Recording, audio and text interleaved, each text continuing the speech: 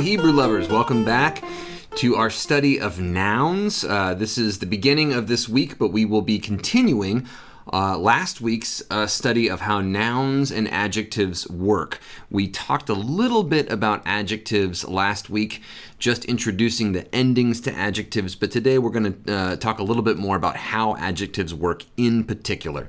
So this is the first part of Lesson 6 of Chapter 6 of the Learning Biblical Hebrew textbook.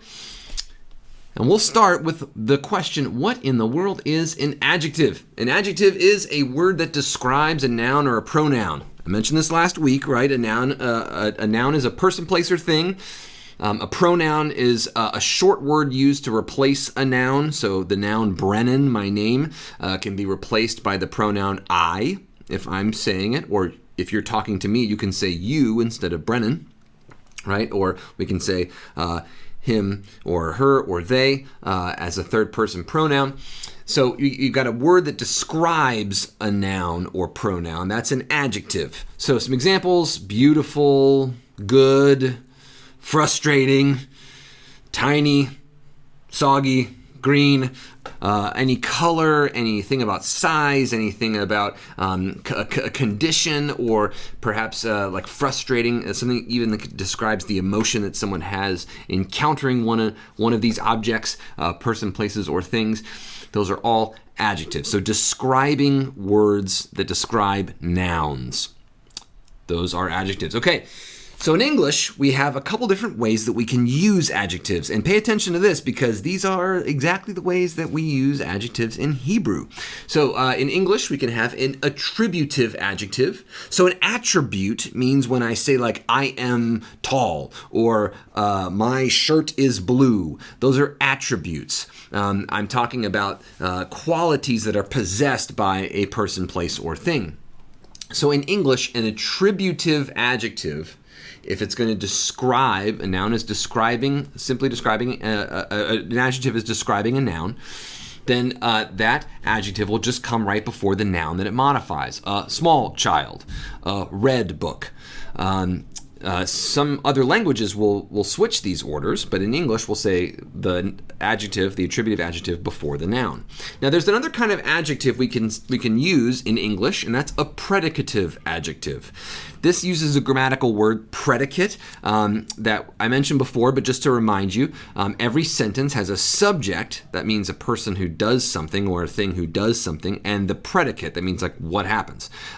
So if I say I am running, I am the subject, the predicate would be running. If I say I am running on the moon, the predicate would be on the moon, right? So in English, a predicative adjective accompanies a linking verb, and I'll show you what that is in just a moment, to modify the subject of a sentence. The linking verb in English is usually to be, is, am, are, right? Those short verbs of that are surrounding the infinitive form to be. Anything like, I am big, the child is small. So notice that if I say a small child, that's an attributive use of that adjective small. I am just sticking it on to the noun that it's describing. Predicative adjectives make a whole sentence out of the adjective. Does that make sense? That you're creating an entire, like the point of the sentence is to state that the adjective and noun go together. So the child is small. The book is red. My shirt is blue. Does that make sense? So that's the predicate adjective versus the attributive adjective. Two very different ways to use adjectives in English. One of them is that in an attributive adjective, you're going to put in a larger sentence. The predicative adjective by itself makes a whole sentence. It can be part of a larger sentence, but by itself it would stand as a perfectly fine sentence. The book is red, period. So today, in this video, we're going to talk a little bit about endings of adjectives, the paradigm. We've talked a little bit about nouns and so on. We're just going to go right over this and just talk about it a little bit again. And then definiteness, that means adding the definite article.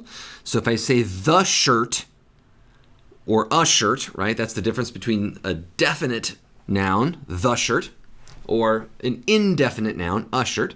So we'll talk about how definiteness goes along with adjective. What do adjectives do when you add the definite article? We'll talk about that. And then uses of the adjective, that predicative and attributive stuff, we'll get to next. Let's start with a little bit of review in Hebrew. Remember the word for horse, the noun horse. Remember in Hebrew that's sus. I use this as an example for our noun, sus. You can see it in the textbook as well. Horses would be sus im. Remember our im ending.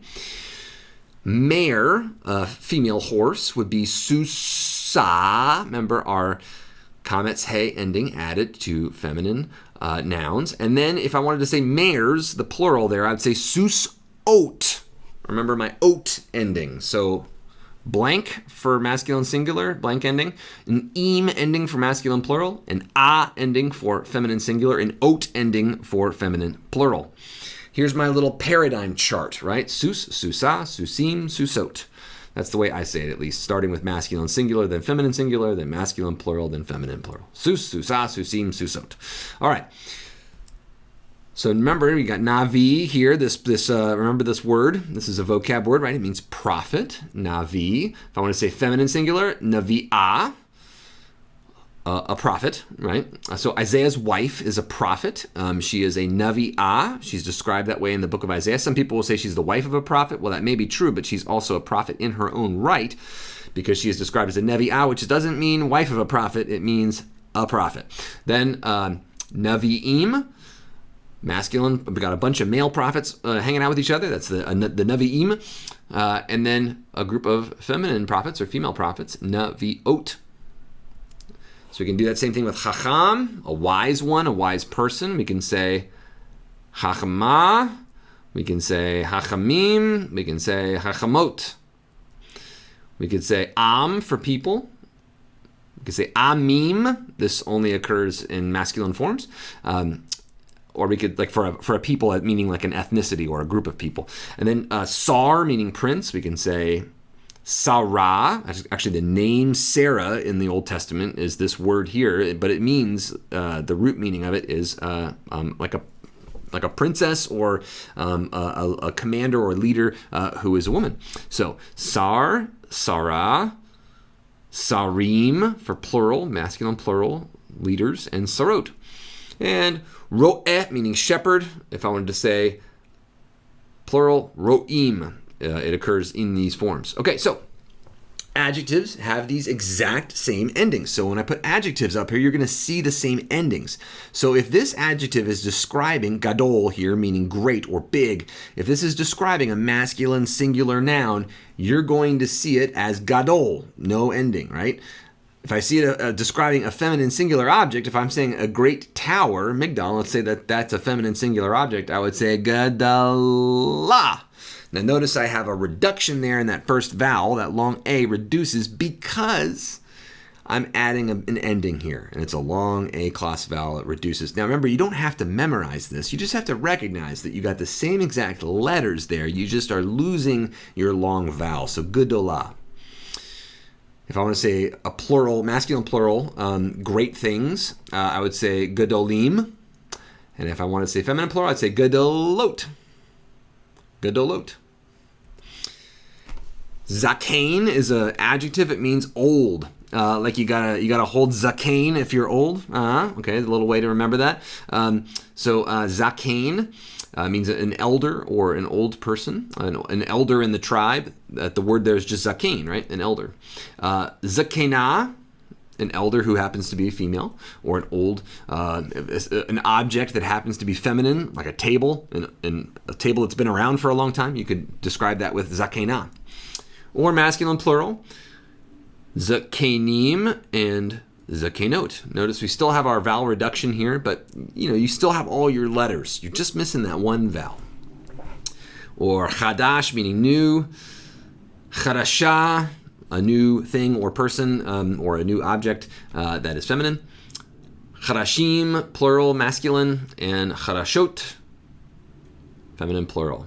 Right? Following the exact same patterns. Ra, meaning evil. Ra'ah, an evil one or thing. Ra'im, many evil masculine objects. Or ra'ot, many evil feminine objects.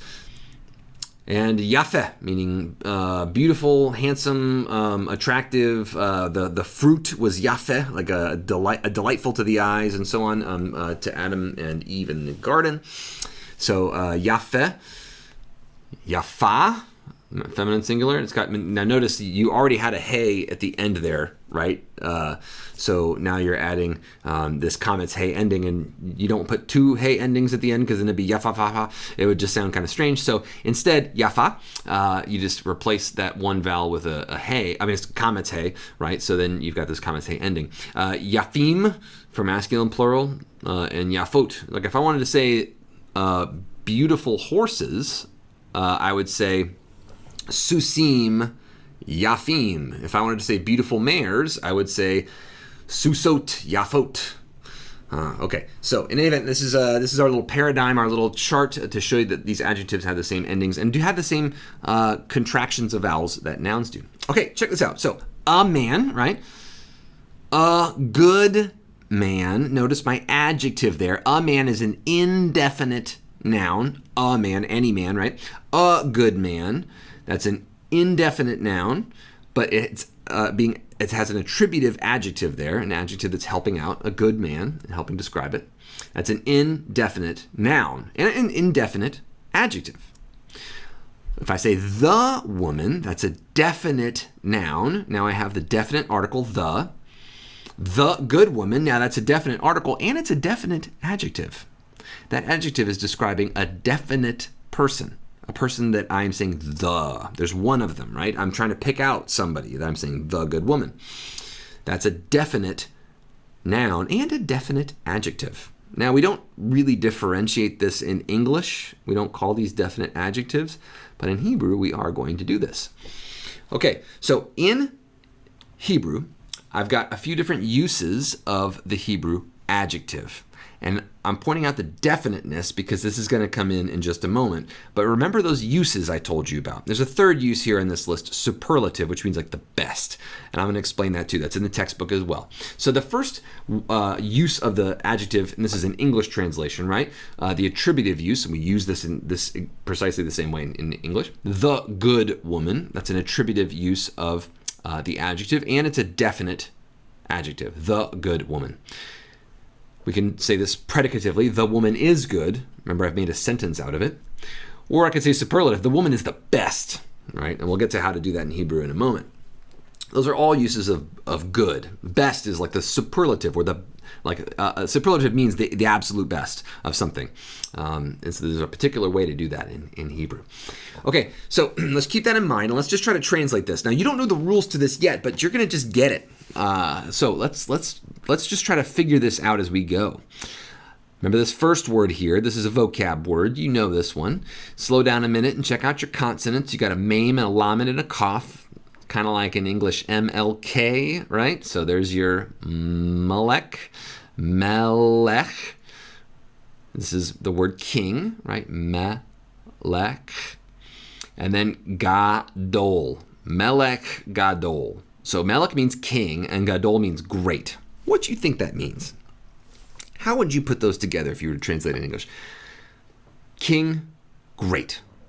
Well, that in Hebrew means a great king. Now, there's no definite article. It's not ha-melech. Ha-melech means the king. Melech means a king. So a king, a great one. That's the Hebrew way to say a great king. This is their attributive adjective. You just put the adjective after the noun in Hebrew. You see that? The attributive adjective comes after the noun. The attributive adjective comes after the noun. Huh? You hear me? Okay. All that alliteration trying to help. Okay, now check this out. Ha-melech ha-gadol. Ha-melech ha-gadol. Remember, ha-melech means the king. I've got my hey patak dagesh. That's my definite article. I have my hey patak dagesh also stuck into my adjective, ha-gadol. Gadol means great. Ha-gadol means the great. Now notice if I translate this very literally or woodenly, right? Just word like word for word, I would get the king, the great. The king, the great one. That's in Hebrew the way to say the great king. Notice that this attributive adjective, I'm going to go back here for a second. This attributive adjective right here always comes after the noun that it's modifying, always comes after, and it agrees in definiteness. It agrees in definiteness. What this means is if the noun that you're describing is definite, the king, the house, the nation, then whatever adjective comes after it that's going to describe it will also have the definite article attached to it. The king, the great one. That's how you say in Hebrew, the great king. This is a little bit different than English. Hebrew puts the words in a slightly different order, and you also have to attach the definite article to the adjective if the noun is definite as well. Okay, here's a couple examples of this. The good man. Ha-ish ha-tov. Now, ish means man, and tov means good. Tov is the adjective that we'll probably use most in our discussions about adjectives, because tov means good. Boker means morning in Hebrew, and tov means good. So boker tov means good morning, morning good. That's how you say good morning in Hebrew. Tov ma'od means very great, awesome. You ever hear people say mazel tov? A Jewish person might say mazel tov to another one. Tov, it's like great or awesome, good work, good job, mazel tov, congratulations, excellent. But tov there, that's the way it's pronounced today by American Jews mostly. But that's the word tov, meaning good. So ha-ish ha-tov. Ish means man, tov means good. Ha-ish means the man. Ha-tov means the good one. The man, the good. In English, we would translate that as the good man. Notice that in Hebrew, the adjective comes after, the attributive adjective comes after, and it agrees in definiteness. Here's another example. The good men. The good men. Remember, ish is man. What's men? It's a little bit of a different form, actually. This is a strange plural. Some of these very old words, like the words for man and woman, are very old words, older than Hebrew. And when Hebrew took them in, they had these kind of older, strange forms. So the plural of man, ish, it should be ishim if it fits with the rules of Hebrew. But it's this old word that is from before Hebrew was around. So the plural is anashim, which is very strange. But in any event, so the good men, ha-anashim, notice your im ending here, ha-anashim, ha-tovim. Ha-ish ha-tov means the good man. Ha-anashim, ha-tovim means the good men. Notice you have your plural ending here on your attributive adjective. It's got to agree. It agrees in the number with the noun. So it's like in English, it would be the men's, the goods, right? In English, you'd have to add a plural ending to make it look like this. But of course, we don't do that in English. But in Hebrew, they do. So the good woman. So remember, ish is man. What's a woman? Isha, right? So the woman, the good, would be ha-isha ha-tova. Ha-isha ha-tova. Another example, if we say the plural, the good women, remember our plural ending for a feminine plural noun is ot. So that's going to stick on to the adjective as well. So ha-nashim, that's again this unusual plural for women in Hebrew, nashim. Ha-nashim ha-tovot. So look at this. This is such a strange word because it has the masculine plural ending, but it means women. And it also doesn't look exactly like isha. Again, this is a very old word, older than Hebrew, doesn't follow the Hebrew rules for that reason. But the other words in Hebrew will. But look at this tovot ending. It's agreeing not with like the form here, but it's agreeing with what this word actually is. That is, the speakers of Hebrew know that this is a feminine word, even though it has a masculine plural ending. So they're going to make it agree with what they know this word actually is describing, rather than just its outer grammatical form, which is the masculine plural ending here.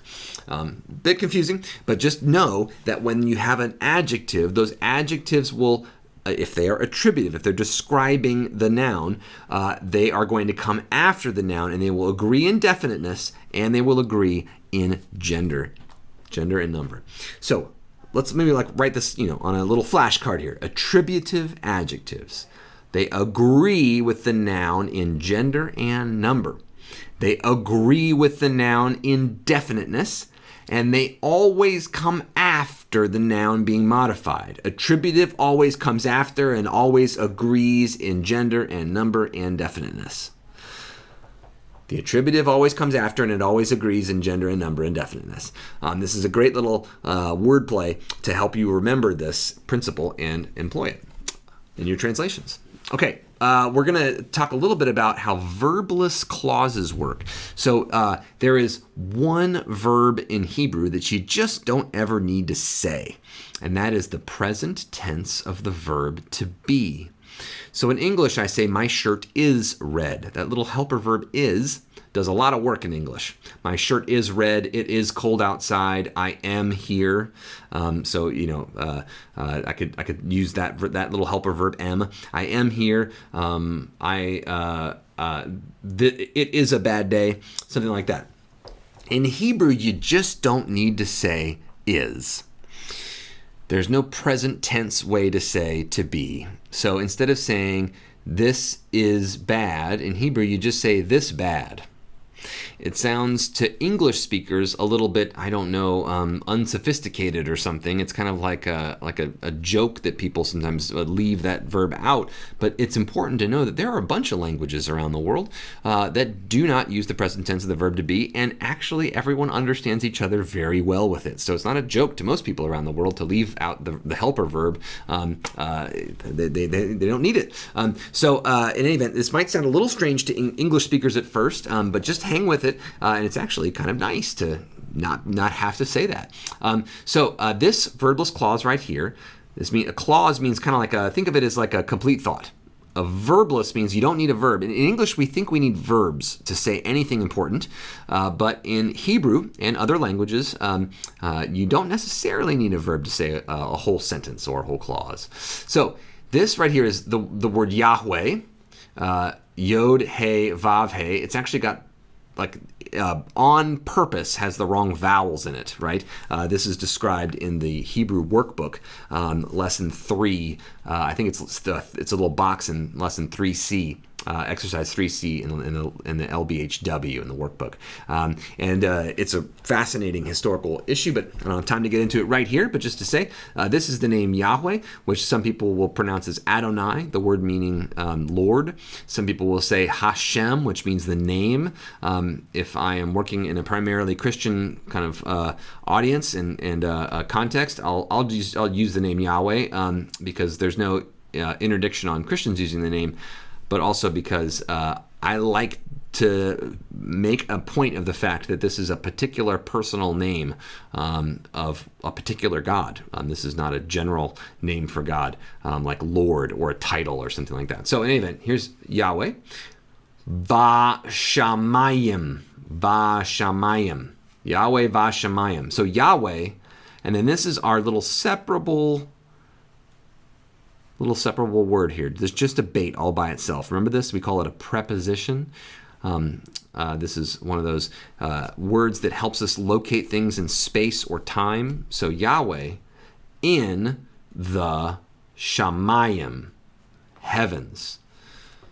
So Yahweh in the heavens is what it actually says there in Hebrew. But remember, I can have these verbless clauses. If you ever need to throw the word is, the English word is, into a bunch of Hebrew words in order to make it make sense, then you have the full authority given to you by God and the Bible to do that. The reason is that Hebrew doesn't use that verb, but in English we sometimes need it to make sense. So Yahweh in the heavens. In English, the good way to translate that is to say Yahweh is in the heavens, but we have to add that word to make it make sense in English. Is in the heavens is what we would call a predicate. So Yahweh is the subject. In the heavens is the predicate. It's the thing that you're describing about the subject of the sentence or the thing that's happening. Yahweh is in the heavens. That's a predicate, in the heavens. Here's another example here. This comes from Isaiah chapter 6, verse 3. Kadosh, Kadosh, Kadosh. This, by the way, kadosh, is an adjective which means holy. You learned kodesh, which is holiness. That was a noun, holiness. This kadosh is the adjective form of that same root. And kadosh, like gadol, notice you have your same vowels there, long A, and then this holem vav stuck in between the second and third radicals. So kadosh, kadosh, kadosh, that means holy, holy, holy. And then in the yellow, Yahweh Tzavaot. That's Yahweh's name. And then Tzavaot means hosts. And it doesn't mean hosts like setting a table and being a nice host. It means armies. Yahweh is the Lord of the Sabaot, the armies. So holy, holy, holy is Yahweh of the divine armies. Notice it's got a feminine plural ending. Tzava means like a troop, a bunch of troops. So this is host as in like a host of soldiers. A whole host or a horde of soldiers. So Yahweh Tzavaot. So holy, holy, holy. Now notice in Hebrew there's no, the word is doesn't exist in here. It's just holy, holy, holy, Yahweh, hosts. So we're adding this word is. Holy, holy, holy is the Lord of hosts. Does that make sense? So we're just throwing that verb in here. It doesn't exist. There's just blank space right here where the verb is, it should be. But that's because people in Hebrew don't need this word. So this is a predicative construction. Holy, holy, holy. That's my predicate, right? And this is my subject. My subject is Yahweh of hosts. My predicate, like what I'm describing about this thing, the claim I'm making, that's the predicate, and that's right here. Kadosh, kadosh, kadosh. Holy, holy, holy. Right? The subject is Yahweh of hosts. So this is a predicative use of the adjective. In English, if I say the man is good, I'm making a sentence out of the adjective, right? The whole point of the sentence is to make the claim that this adjective works. The man is good. It's different than saying the good man. The good man is an attributive use of the adjective. The man is good. That's a predicative use. In Hebrew, I would say this a different way than I would use the attributive adjective. So if I say the good man in Hebrew, I would say ha'ish hatov. If I say the predicative use, if I want to make a sentence out of it, I would say it like this: tov ha'ish. Notice a couple differences here. Tov, the adjective, is coming first. The predicative adjective prefers to precede. Huh? Hear that? Attributive adjective always comes after. The predicative adjective prefers to precede. It doesn't have to come before. Sometimes it will slip after, but it is almost always found before or preceding the noun. Okay, so tov ha'ish. Notice one other thing about this. It's preceding, and it also is not agreeing indefiniteness. Good is the man. Or in English, the man is good. Now, I threw in that word is. It's not here. But remember, if my adjective is preceding and not agreeing indefiniteness with my noun, then I'm going to have to throw the English word is in there to make this make sense. Good is the man, or the man is good. The woman is very good. Now, remember, ha'ish is the man. The woman would be ha'isha. And good, if I'm going to make it agree in gender and number with isha, would be tova. I'm going to put my comments hey ending there in the end. That word very, by the way, it's a different kind of describing word, adjective word. That's ma'od, means very good. So tova, here's my main adjective here. Tova, tova, tova. My comments hey ending. To agree in gender and number, but it's not going to agree in definiteness. Notice this. Ha, it should be ha tova, right? No, it's a predicative adjective. It's preceding and it's not agreeing in definiteness. So tova, ha isha, and then this word ma'od, which means very, very much so. It always comes at the end after the noun. Or the mares, right? So sus means horse. A mare is susa. The mares, plural, would be susot. The mares are beautiful is here. It's ha susot, the mares, and then yafot. I thought that the predicative adjective precedes, right? it prefers to precede. It doesn't always. Sometimes you'll see it come after, especially in things like poetry. So if I'm writing a poem about horses and I'd say, the mares are beautiful. Ha susot yafot. Notice that kind of pretty, ha susot yafot. That happens a lot in Hebrew poetry. That kind of repetition at the end of words that agree with one another. But so you see it doesn't agree in definiteness. Ha susot yafot has to be predicative because it doesn't agree in definiteness. If it said hasusot hayafot, then I would say, oh, this is an attributive adjective. It would mean the beautiful mares. But here it's not agreeing in definiteness, so it has to be the mares are beautiful. That's the whole sentence. Now notice that this sounds like I'm being really ticky-tacky here, but this can be really important for the meaning of words. So just notice that. So let's translate this example here. Ha-ish tov. This is a trick question. Before you jump in here, just know this is a trick question. I'm telling you that. Ha-ish tov. So ha-ish, that's a definite article there, ha. Ish means man, so the man. And then tov comes next. It's coming after, so it's got to be attributive, right? So that's got to be the good man, right? No, it's because it's not agreeing in definiteness. Ha-ish tov. It should be ha-tov. If it was ha-ish ha-tov, it would have to be the good man. Instead, ha-ish tov means the man is good. Tov ha-ish, that's preceding, right? This is the adjective tov, meaning good. It's preceding ha-ish, which means the man, our noun. Tov ha-ish, it's preceding, so it's got to be predicative. It's also not agreeing in definiteness, so it's got to be predicative. These two phrases say exactly the same thing. Hebrew speakers and writers get to choose which one they want to use. Maybe they choose because they just feel like it, or maybe because it fits with a certain flow of the language that they like to use. But ha-ish tov and tov ha-ish say the same thing, and that is the man is good. Predicative adjectives prefer to precede the noun. They'll agree in gender and number, but not definiteness. So take a look at these two. On the left, you have tov ha-ish. On the right, you have ha-ish ha-tov. Tov ha-ish is our predicative adjective over here. This is our predicative adjective. The man is good. Over here, ha-ish ha-tov, we have our attributive adjective, the good man. The predicative adjective never takes the definite article. Here called the article, but whenever anyone says that, they mean the definite article. The definite article never takes it if it's predicative. If you see a definite article attached to an adjective, you're looking at an attributive adjective. There's another kind of adjective that can exist where you just have, there's no noun.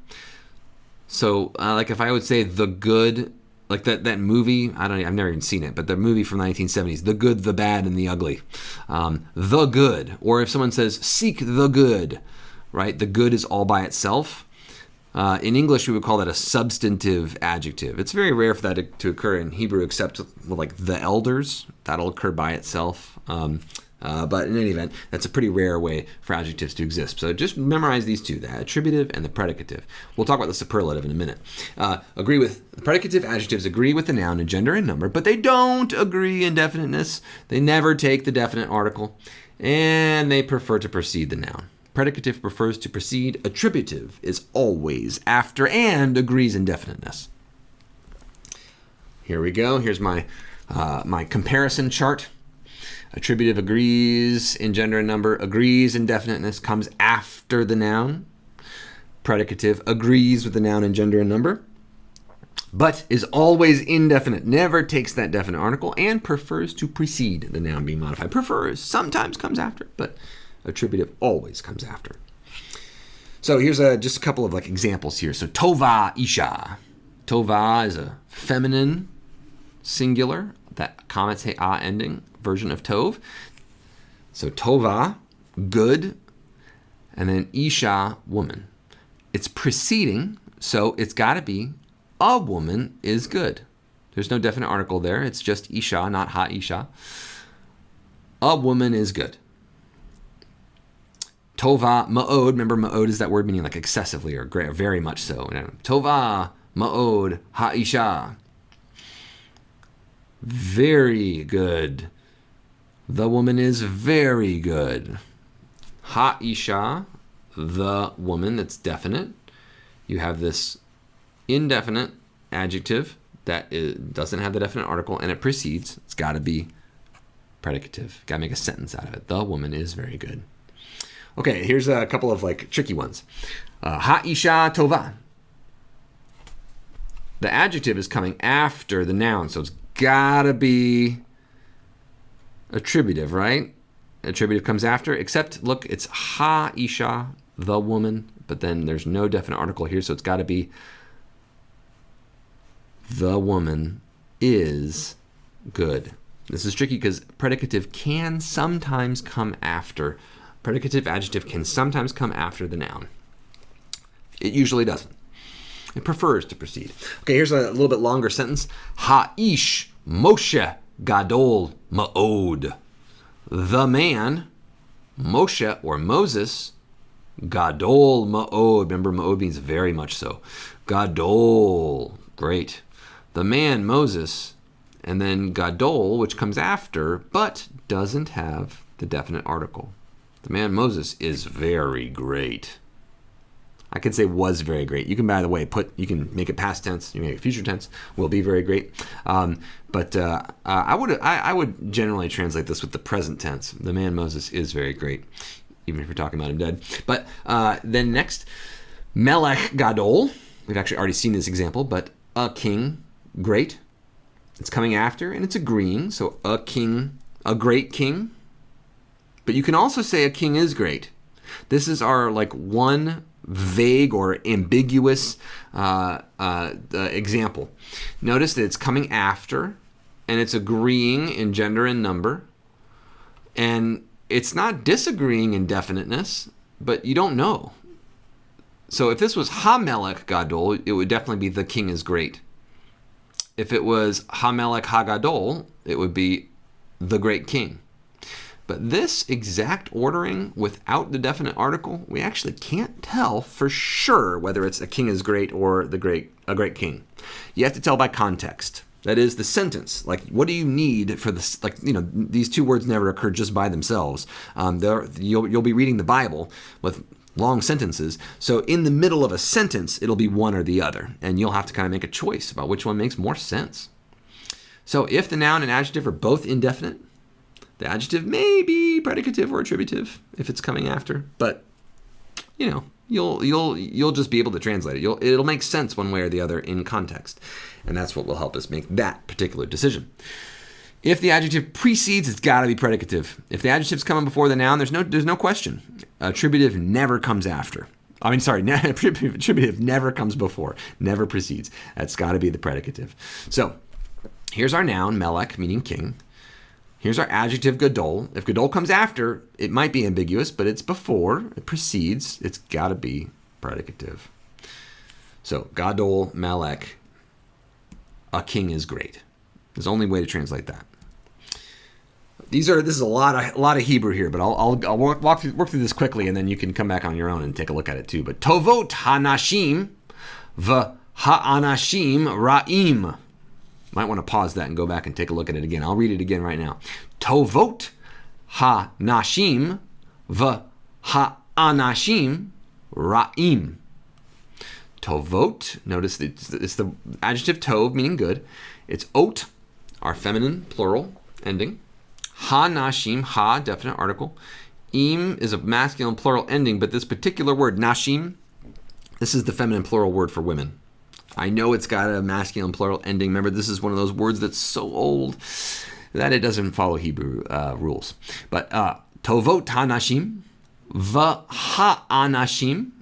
This is the and, right? Our conjunction here, ha meaning the, and then anashim. We have a masculine plural ending, and then we have anashim. This is our masculine plural for men. So and the men, then ra'im. Ra means wicked or evil. Im is our masculine plural ending. Notice that tov is our adjective. It's preceding our noun. And they do agree, even though this has an im ending. Remember, nashim for women is a strange one. Doesn't follow the rules. So ot ending here is actually correct in describing the gender and number of the word nashim. So tovot hanashim, it precedes. It's not agreeing in definiteness. So it's got to be the women are good. V and the women are good. And ha'anashim, the men, ra'im. It's coming after, but it doesn't agree in definiteness. Ha'anashim, ra'im. That means the men are wicked. The women are good, and the men are wicked or bad. Predicative prefers to precede, but might come after. And then underneath here we have tovot hanashim. This is exactly the same beginning we had down here. So the women are good. V'ha'anashim ha'ra'im bavayit. So this is the same as up here as well, by the way, and the men. So the women are good, and the men, but then we have ha'ra'im. It agrees, and it comes after. So it's got to be attributive. So this sentence says, the women are good, and the men, the wicked men, it's attributive, so it's just describing, and the wicked men, bavayit, in the house. Here I would add the verb to be. I'd make this a verbose clause. The wicked men are in the house. Make sense? Okay, maybe not, but you can always come back and review these and see these examples yet again.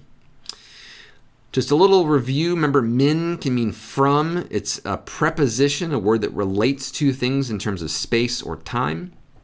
Min means from. Min haaretz means from haaretz, the land, from the land. Mimelech, remember min can be attached by this makef, which is just like a little hyphen, a little dash, but it can also be stuck on, just like bait and lamed, ba, la, and ka. You can stick meme onto the front of these words, and then it's min right here. This noon kind of curls up into a little ball and just gets stuck onto the dagesh there. So it's mimelech or mimelech, from a king.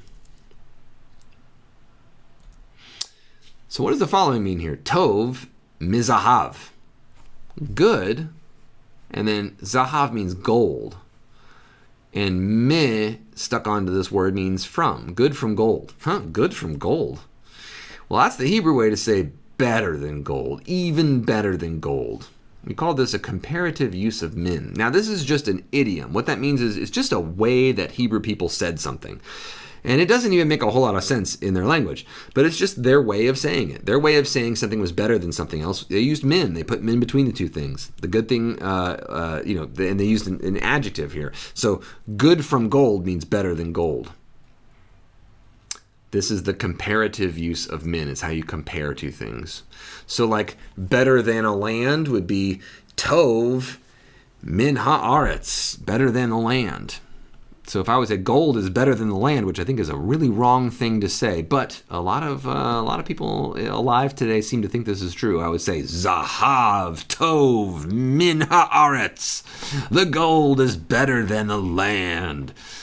I would actually say haaretz tov mizahav. The land is better than gold, right? Which hopefully we learn sooner or later rather than later. So let's translate this one here. Tov kesef mizahav, good silver from gold. Good silver from gold. Maybe silver is better than gold. Here's our comparative statement here. Or gadolim. So gadol means great. Gadolim means great, masculine plural things, great things. Shofatim. Shofet means to judge. Shofetim means judges, like the book of Judges. That's Shofatim. So Gadolim Shofatim, that means, here's our adjective, by the way. It's preceding. So it's got to be judges are great.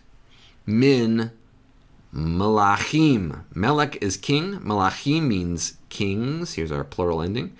So, great judges from kings. Judges are greater than kings. This is our comparative use of the min. If you ever see min in a sentence and you can't make heads or tails of what it means, if you have no idea what this sentence means, and min is in there, take a guess at trying to translate it, especially if you have an adjective in it, like gedolim or tov. Try to make a guess at trying to use that min comparatively, and this has saved my bacon so many times when translating. So that's and that's a superlative way, by the way, to use that adjective. Gold is better than this, and so on. Okay, this is a lot of information, I know, but try to soak it in. We're going to do a lot of translation that is going to help with this, and I will see you in our next